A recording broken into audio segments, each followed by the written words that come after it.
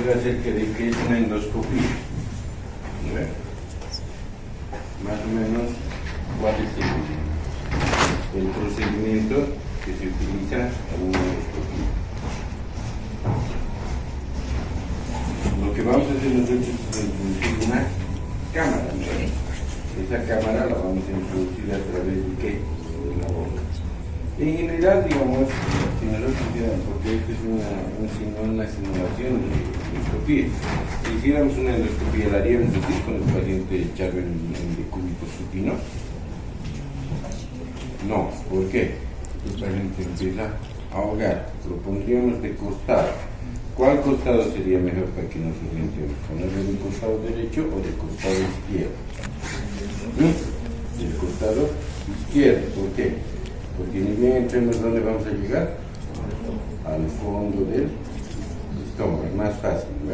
Porque a este lado, si le ponemos, vamos a querer entrar y no vamos a llegar a nada, ¿no? Porque esta es la curvatura menor. Entonces se hace ¿ya? Nosotros vamos a realizar endoscopías como parte de un procedimiento diagnóstico. Entonces el paciente que se les ha dado a ustedes en la guía de prácticas es un paciente en el que se somete a una endoscopía. ¿No ven? ¿Ya? ¿Cuál es el problema del paciente? Tiene un dato bien importante. ¿Qué es el paciente? ¿Qué enfermedad tiene? ¿Ah? No tiene, necesita relleno. ¿Qué cosa tiene el paciente? Diabetes. ¿Ya? Entonces, la misma pregunta que les hago a todos, van a responder bien, levanten la mano. ¿Qué es diabetes? ¿Qué significa diabetes? ¿Qué es diabetes? ¿Qué?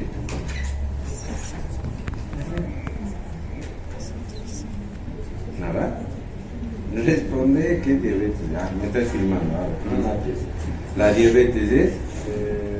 Bueno, es una enfermedad causada por alto contenido de glucosa en sangre. Por alto contenido de glucosa en sangre. ¿Qué es diabetes? ¿Qué es diabetes?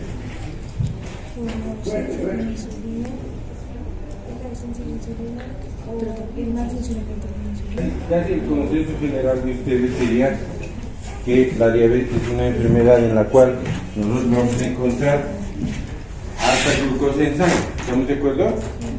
No es eso. ¿Ya? O sea, no, lo que nosotros tenemos que hacer es leer, revisar todo y no irnos a lo que todos los demás piensan. ¿Ya? Diabetes significa orinar mucho. Así de simple. ¿Ya? Pero nosotros le hemos dado otro contexto, ¿no? Diabetes, azúcar. Entonces, en la antigüedad había dos tipos de pacientes que se presentaban. Unos que orinaban mucho y el médico ¿qué hacía? Probaba la orina. Y si era dulce, ¿qué diabetes era? Mellitus. Y si no tenía sabor, ¿qué era? Entonces la diabetes no había sido que la glucosa, que esas cosas, ¿me entienden? ¿No? Cuando empezamos a hablar de forma apropiada ya es diferente. La diabetes, una de las características principales es que el paciente diabético va a venir ¿con qué? Refiere que orina mucho. Normalmente deberíamos agarrar y probar su orina, ¿no?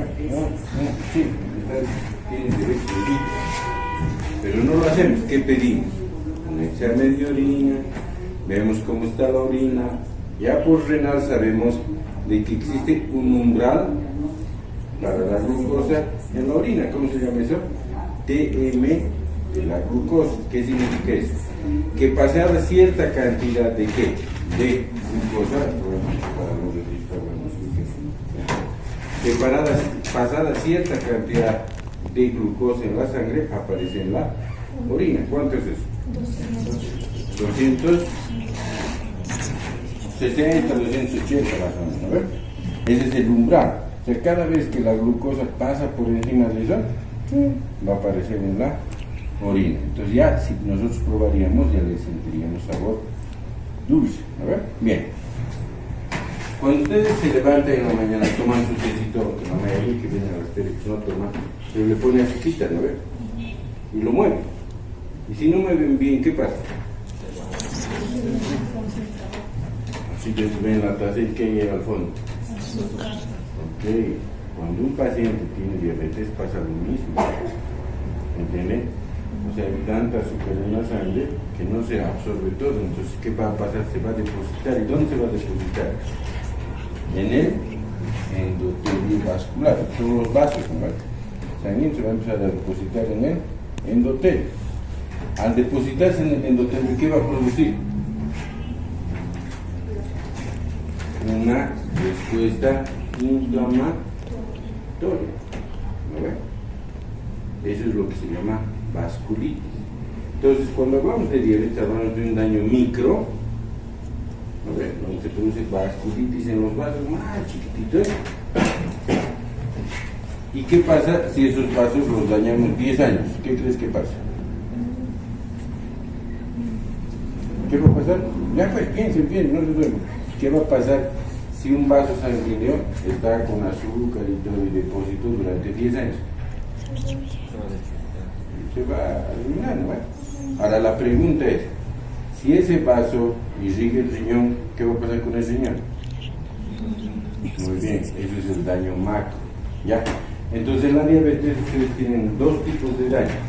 El daño micro, que es el daño que no se ve, es cuando le dicen al paciente, no va a tomar azúcar, sigue metiendo el azúcar, no va a comer esto, y el paciente sí come. ¿Por qué?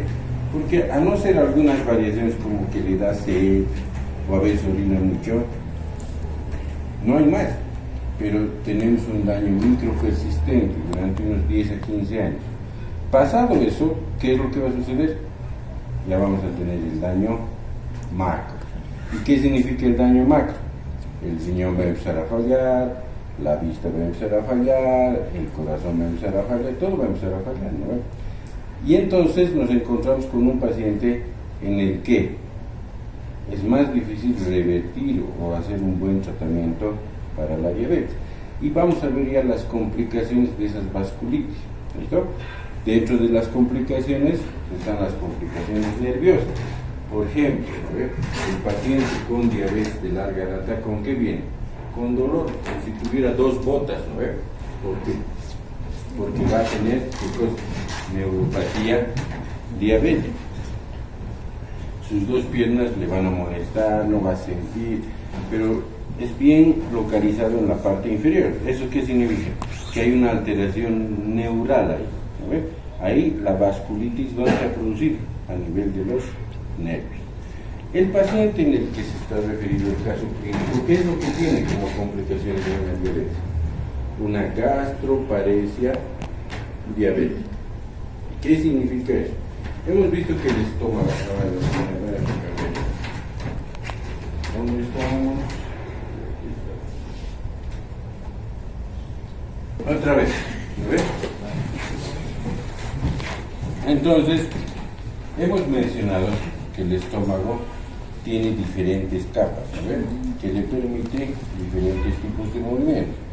Movimientos de mezcla, que son muy importantes, que sirven para mezclar qué cosas. Toda la comida que ha llegado, mezclarla con el ácido y producir el quimo ácido. Además tenemos movimientos peristálticos, movimientos de bomba, que no hemos hablado bien todavía, ¿ya? Estos movimientos peristálticos, movimientos de bomba son muy importantes. ¿Qué es lo que va a pasar? Va a venir la onda de contracción. ¿El píloro se va a abrir o se va a cerrar? Pregunta. Para que pase el quimo ácido, viene la onda de contracción, todo el antro gástrico, o sea, toda esta parte se va a contraer, ¿no? Y el píloro, para que pase el contenido, ¿se va a cerrar o se va a abrir? Se cierra.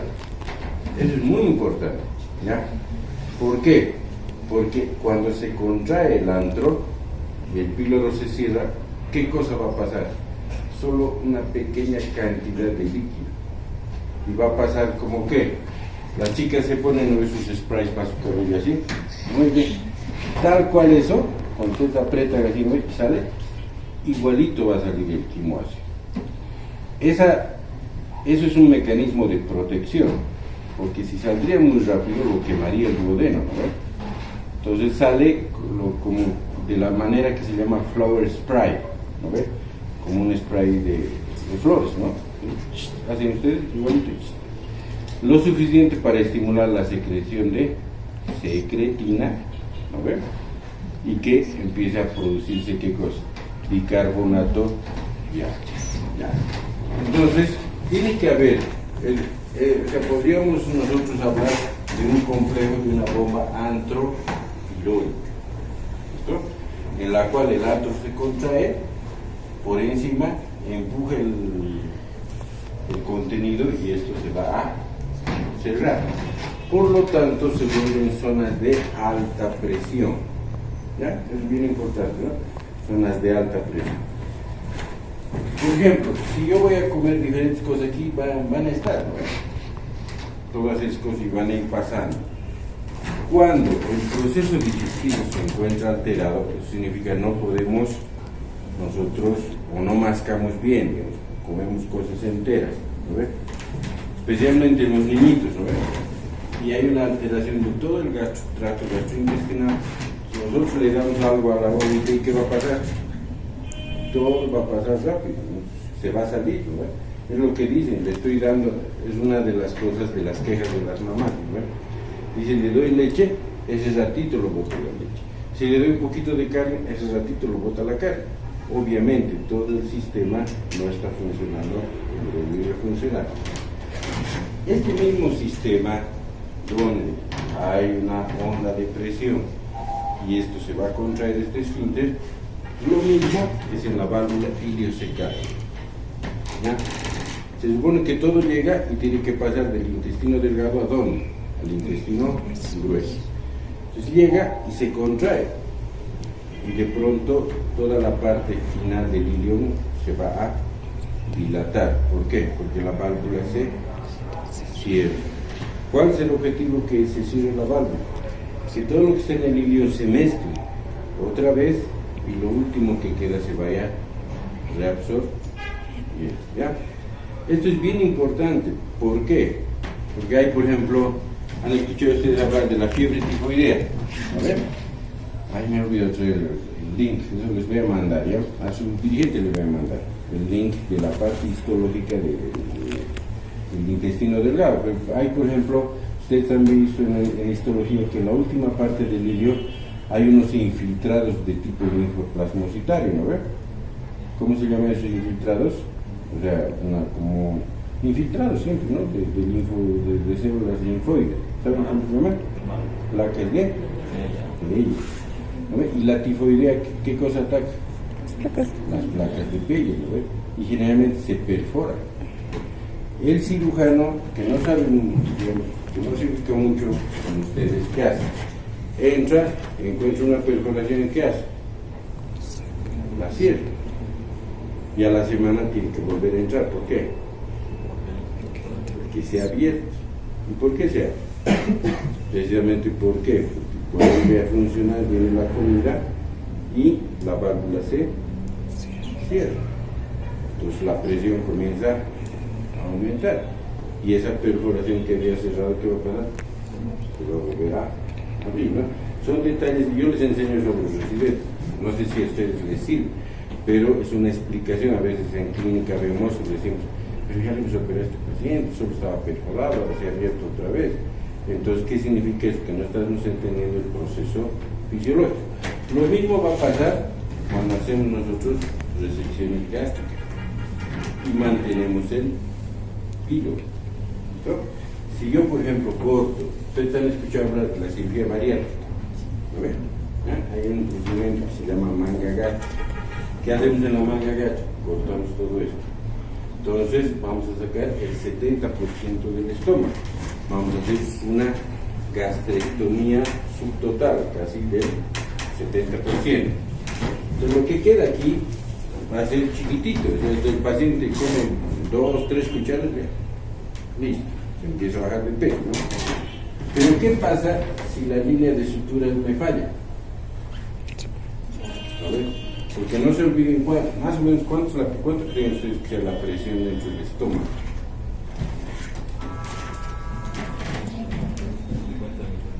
0 a 10 centímetros de agua. ¿Por qué? Porque es una bolsa, ¿no? La presión solo aumenta cuando estamos empezando a hacer funcionar, después no. Cuando ustedes una bolsa grande la vuelven chiquita, ¿creen que aumenta la presión? Ya es una cosa bien chiquita. Sí aumenta la presión. De eso que era 0 a 10 centímetros de agua, sube hasta 300 milímetros de mercurio. O sea, en el paciente postoperado, este lugarcito, su manga, va a tener 300 milímetros de mercurio. Por lo tanto, cualquier parte de estas se puede abrir. ¿Listo? Hay una enfermedad en los niños que se llama hipertrofia pilórica, ¿ya? En la que nosotros tenemos el pilórico, lo tenemos mucho más grande. ¿Cómo creen que se manifiesta en la bobita cuando nace? ¿Cómo saben que tiene hipertrofia pilórica? Le dan leche y vomita todo, ¿no? ¿Por qué? Porque no puede pasar nada. ¿Cuál sería el tratamiento? Cortarle el pilórico. La única forma, le cortamos el pilórico, se abre y la bobita puede empezar a comer. ¿Entienden? ¿Ya?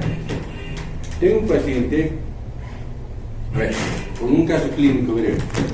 Es un paciente en el que se quejaba de mucho reflujo. Reflujo. Entonces lo ven, lo revisan todo y le dicen, sí, evidentemente usted tiene reflujo. Le hacen su manometría, le hacen la pHimetría, su índice de Mister creo que estaba en 104, ya tenía reflujo ácido todos los días, etc. ¿Ya? Entonces, ¿qué es lo que deciden? Deciden hacerle una fundoplicatura, la cirugía que hemos visto. ¿Ya?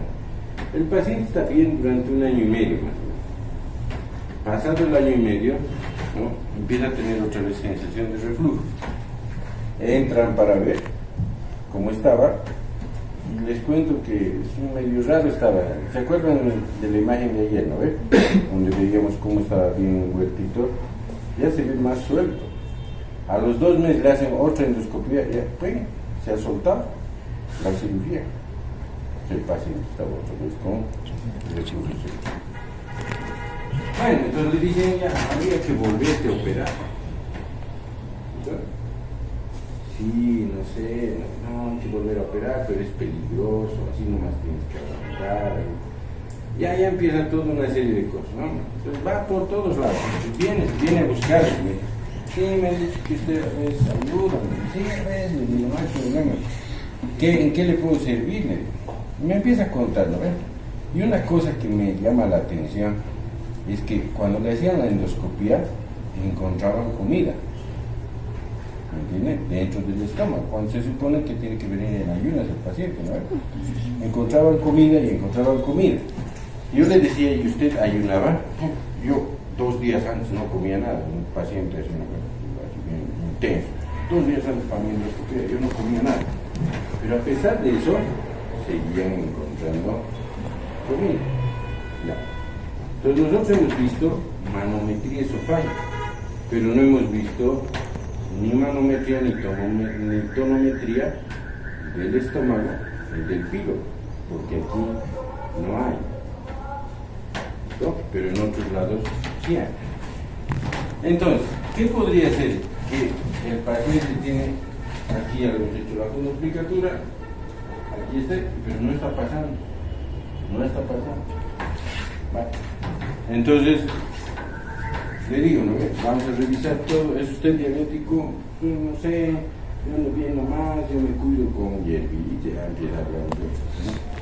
Bueno, entonces le pediremos glicemia, le vamos a pedir hemoglobina glicosilada, ¿no? Cuando la glucosa se fija a la hemoglobina, significa que sus niveles están altos. Y hay una proporción, ¿no? Una hemoglobina glicosilada de 8 nos dice un promedio de 200, por ejemplo, de azúcar en sangre, ¿no? Porque si no han comido nada y les tomo el azúcar, ¿cuánto va a estar bajo? ¿No? Entonces, hay pacientes así. Sí es un paciente diabético, ¿ya?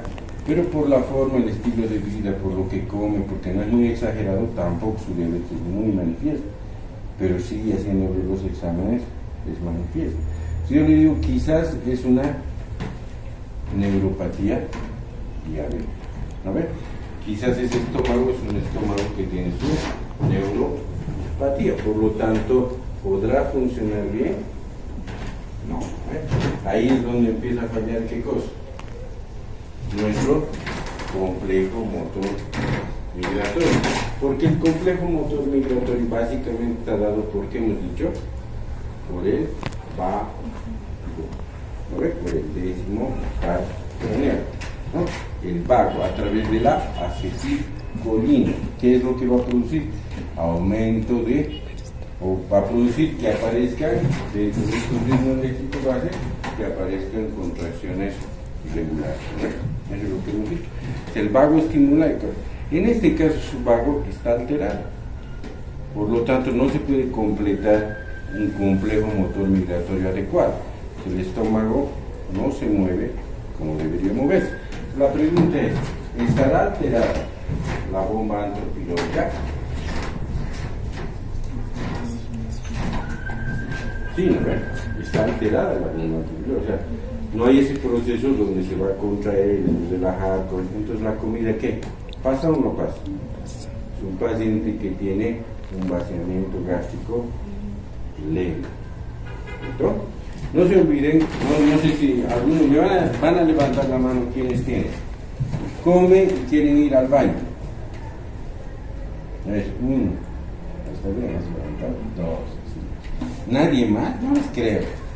¿Por qué? Porque eso es un reflejo, se llama reflejo gastrocólico. Se supone que ustedes meten comida y el cuerpo se avisa a sí mismo que está entrando comida, ¿no? ¿Qué tiene que hacer? Pasearse, porque si no se acumula la comida, ¿no? Eso se llama un reflejo gastrocólico. Depende de cada paciente. Hay, por ejemplo, señoras que me dicen, quiero que le vea a mi hijo, come y entra al baño ese ratito. Sí, pero tiene su reflejo gastrocólico. Es que yo veo que no es normal. Pero ¿qué le hacemos? No, es que me preocupa que entre al baño después de comer. Es un reflejo que se llama el gastrocólico. Por eso cuando nadie levanta la mano, digo, todos tenemos eso. En más o menos, algunos más rápido, algunos más lento, etcétera, ¿no? Entonces el paciente come, se distiende y no solamente se va a distender, sino que el colon va a empezar a funcionar. ¿Y ustedes creen que la disfunción del estómago tenga en el resto del intestino? Sí, ¿no vean? Cierto grado de disfunción en el intestino delgado, en el intestino grueso. El paciente come y siente que se empieza a hinchar. Y esto es un problema, ¿no? Come, me hincho, se queja de todo, ¿no? Y encima de eso ahora mi reflujo me mata, yo no quiero. Yo, mire, me quedé 1,85, mire, y está pesando 70 kilos. Está flaco, ¿no? Yo me mantengo así, como un poquito de más, y estoy en línea y más. Entonces yo le digo, dentro de mi, no le he hecho ninguna prueba, sino dentro de lo que conozco de fisiología, le digo, ¿no ve? A mí me parece que su estómago no está funcionando bien, y que probablemente el píloro tampoco esté funcionando bien. Yo me voy a ir a los Estados Unidos a hacer, vaya, esa es la idea. Yo le plantearía a usted, le digo, cortar el píloro. ¿Por qué? Porque voy a anular la bomba antropilórica. Lo que come, ¿qué va a pasar? Va a pasar más rápido. No tendrá una mejor situación, pero por lo menos su reflujo y todo eso no va a mejorar. Bueno, ahí ya ha hablado con los americanos, son más complicados. Cuando ustedes llegan a los Estados Unidos, tienen una cita médica, son 3 o 4 meses para que los vea el especialista, tienen que pasar un filtro así maldito para que los puedan ver. ¿No? Por eso hay mucho lo que se llama turismo médico. Entonces ellos agarran y buscan lugares donde se hagan bien las cosas, ¿no? Y van a hacerse ver o a hacerse ver. No le ha funcionado en los Estados Unidos, entonces se ha ido a Sao Paulo, y en Sao Paulo ha ido al hospital israelita. ¿ya? Al hospital Albert Einstein, que durante por lo menos unos 4 años ha sido catalogado como el mejor hospital de Sudamérica, ¿no? Donde están los más grosos, buenísimos. Entonces viene otra vez, entonces ahí sí le hacen tonometría, le hacen manometría del píloro. ¿Y qué encuentran? Lo que nosotros habíamos pensado. Había una hipertonía del píloro, ¿no ves? Y había además, ¿qué cosa? Una alteración en el vaciamiento. Ya. Bueno, ¿cuál es la solución? Que nosotros que hemos planteado, operar y cortarle su píloro, ¿no ves? Bueno, ahí se hace lo mismo, pero por endoscopía. Imagínense ustedes lo capos que son, ¿verdad? Entran en el endoscopio, hacen un huequito en la mucosa y a través de ese huequito se siguen entrando por la mucosa. Llegan hasta el píloro y con el mismo endoscopio lo cortan. A ver. Tiene su nombre, estos posiblemente son hipom, algo así, los van a buscar, ¿ya? Lo cortan y ahora el paciente está feliz, no lo han vuelto a operar, come mejor, etcétera, etcétera. Vean ustedes, ¿no? Pero, digamos, la disquisición es lo importante, ¿no? La parte clínica. Si ustedes no conocen el tracto digestivo, si no se ubican bien, ¿qué le van a decir? Lo que le han dicho todos los otros cirujanos, ¿no? Hay que volver a operar. ¿Pero y por qué? No, pues que hay que volver a operar. Yo me acuerdo, te voy a contar a lo que me ha pasado. Operaba, ¿ya? 5, 6, 7 seguidas. Y me paraba y me dolía esta rodilla. Tercera, cuarta cirugía, se empezaba a hinchar, empezaba a doler, derrame de mis rodillas. Anda, voy donde me dice, qué bonito, mis rodillas se me hinchan, te voy a hacer. Me ha funcionado mis rodillas. No saben el dolor, especialmente cuando empieza a aspirar.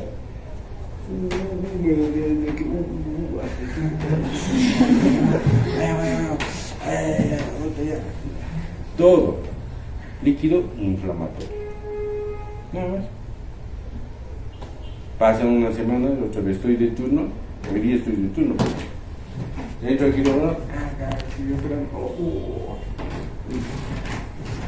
pues empiezo a ir a todos los traumatólogos, a los más famosos que ustedes puedan ver. Voy, le digo, doctor, a ver, hay que operar. Ya, pero, ¿qué hay que ver? O sea, usted me va a abrir mi rodilla y ahí va a ver qué tengo. Se supone que no es así, ¿no? Por favor, que es mi rodillita. Sí, no, debe ser una alteración femoropatelar, pero hay que operar. Todos me querían operar. Entonces, llega un momento en el que digo, bueno, esto me van a... ¿En qué va a terminar? ¿No? Un tajo aquí, una artroscopía, ¿qué me da? Pues voy donde mi profesor, ¿ya? Un profesor bien antiguo, cuando yo pasaba clases, entraba. Usted, a ver, ¿está con tenis? Fuera. ¿No tiene corbata? Fuera, sí, era antes. No se ha cortado, fuera. Todo era así.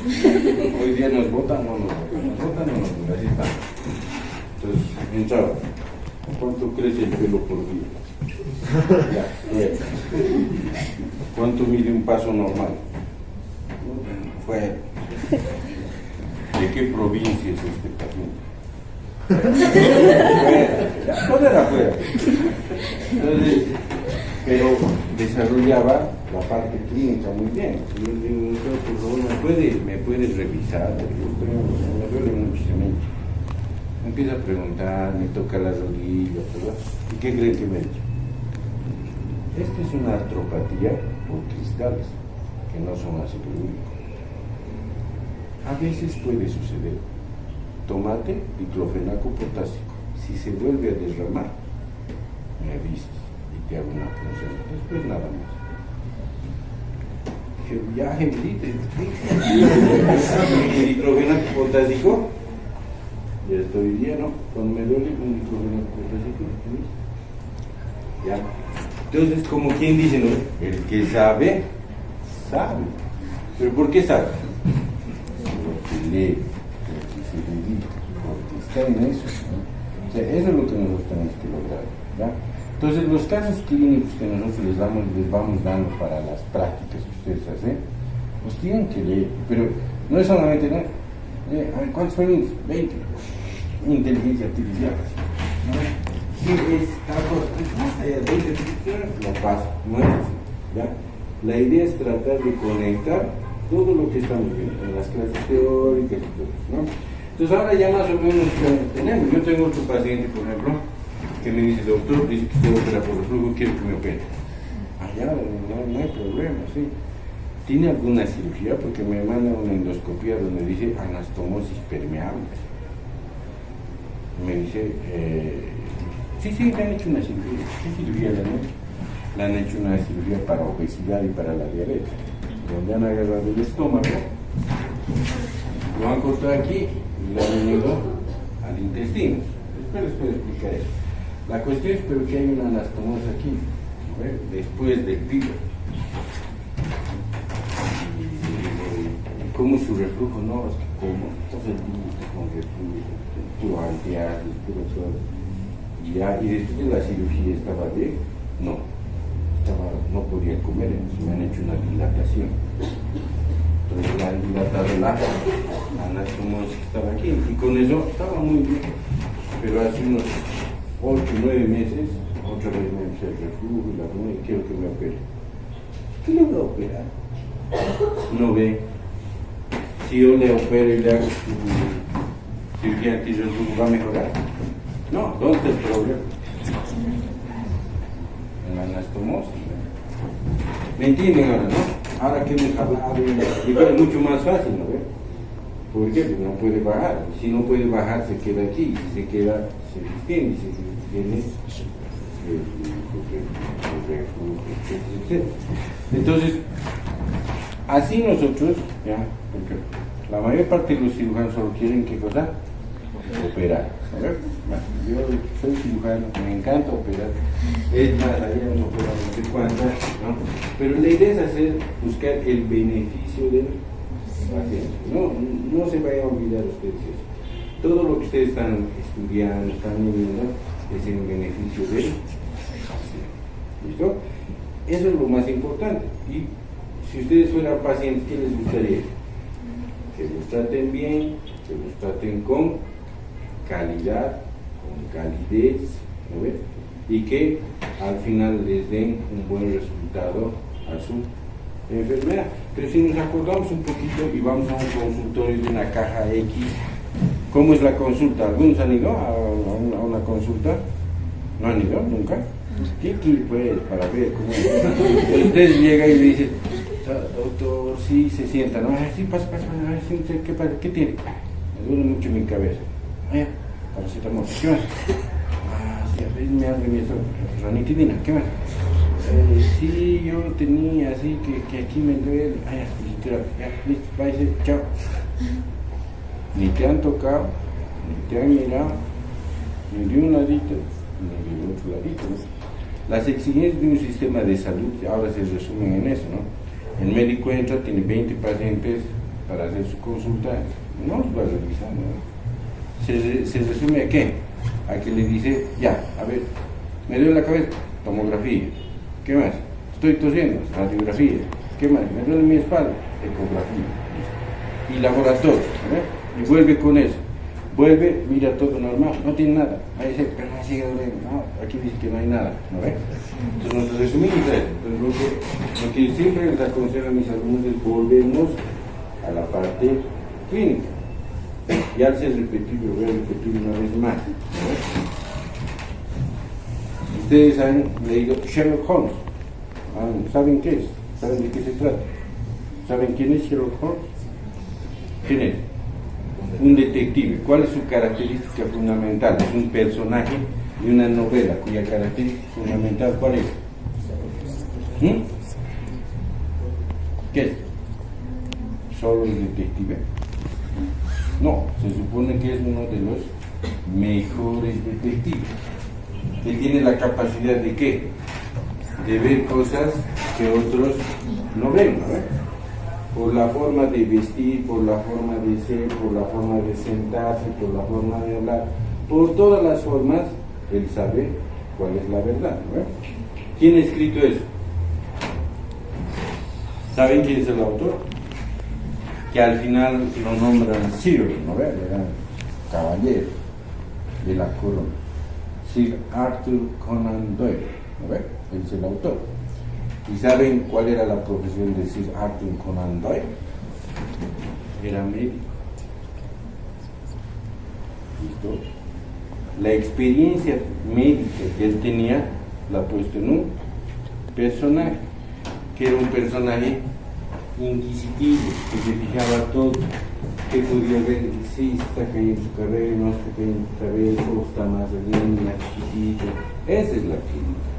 ¿Ya? Siempre nos tenemos que acordar de eso. O sea, ese personaje está inspirado en lo que Arthur Conan Doyle era como médico, ¿no? Como médico era muy buen médico, pero lo han premiado por ser escritor, ¿no? Es otra cosa. Pero, ¿no? Eso es lo que lo que tenemos que buscar en las clases y en lo que están aquí. ¿Listo? Otra vez les digo, mil disculpas por el problema que he tenido en la diapositiva y de ayer me he quedado, le he querido pasar y ni siquiera sé dónde he puesto el flash porque he llegado a 11 procedimientos, ¿ya? Pero sí les he pasado la práctica, ¿no? Ahora la práctica lo que tienen que hacer es analizar, ya con los elementos que tenemos, analizar la práctica, ver qué cosas, cómo vamos a ver, etc. Y tratar de hacer una buena práctica y van a aprender mucho. ¿Listo? El día lunes vamos a continuar, voy a traer en que esto tenga sentido, ¿verdad?